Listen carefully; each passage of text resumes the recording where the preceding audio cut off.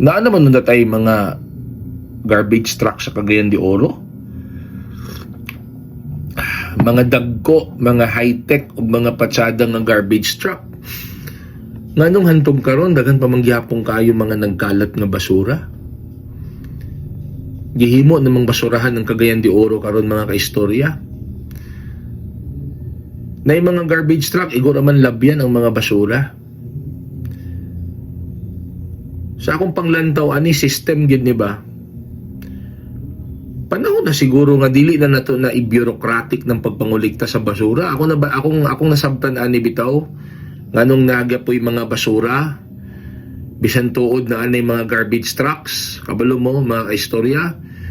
Tungod aning ilang bureaucratic way ba nga kung dili nimo area, dili nimo kwaon, kung dili nimo schedule, dili nimo kwaon, dili na lang siguro na magmatter.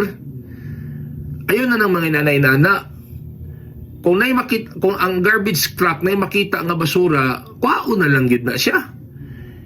Oo. Kay dili mo guna makahulat gud ang kwan gud, ang kagaw. Unsa kaha kung ato na lang na sigurong iapod-apod ang mga garbage trucks per barangay.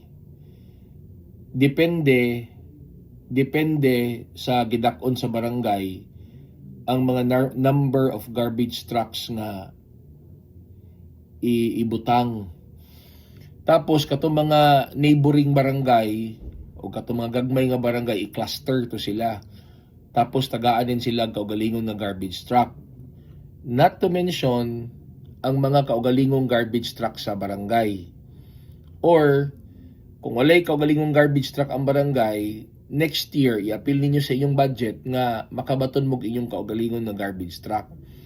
Magtinabangay ba? Dili magkanya-kanya. Kaysa kung nakita manggod nga pamaagi og sistema karon, istrikto ra kayo mo sa mga kini mga scheduling sa mga area-area.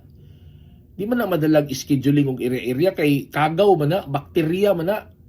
Ang pinaka the best gyud diha kung nay makita nga basura, kwaon na. Kwaon dili kay adi na ko na kwaon kay dili akong schedule karon, dili na ako ni area, ayaw. Magkasakit ang tao, mayon ta ang sakit, mayon ta ang kagaw, mo schedule pod nga didto ra siya mo attack kung kwaon ang basura sa schedule. You know what mga kaistorya, real talk, hugaw kayong Cagayan de Oro City karon, it's very disappointing. It's very disappointing. Unta nabuhi naman unta ang kanang paglaom sa mga katawhan kay nanay mga patsada nga mga garbage truck, mga tsada di sa in fairness tsada siya.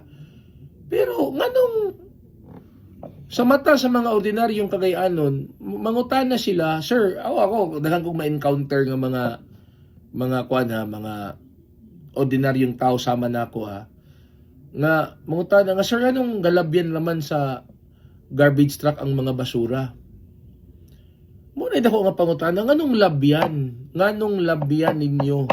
Nganong dili naman lang na ninyo kwaon? Dapat galing untaan na 24 everyday na maglibot-libot nga basura para lang to maintain the cleanliness in Cagayan de Oro City. Utruhan ninyo ang sistema. Kaya I think ang present nga system karon sa pagpanguha og basura dili effective. Ngano? Naanay bag-ong supplier sa garbage collection. Pero ngano hangtod karon daghan pa mangyapon kay nagkalat nga basura.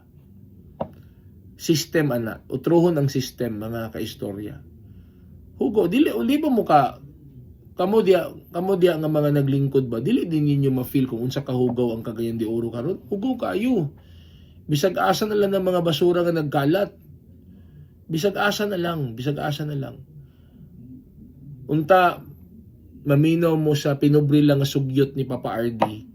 Usabon ninyong sistema, wala na mga scheduling diya nga kung di ninyo schedule or dili ninyo area, di ninyo kwaon ng basura, dito gilangaw na lang, nagtubig na lang basura diya. Tapos siguro basin pwede ninyo na i-assign na lang na ninyo ng mga garbage truck per barangay, depende sa gidakon sa barangay. Unya, mag-initiate nga katong mga barangay nga naay mga kaugalingong garbage truck, mutabang to sa mga pagpangulikta para malimpyo lang nato ang atong syudad. Kaya nga no, grabe na gyud kay kahugaw.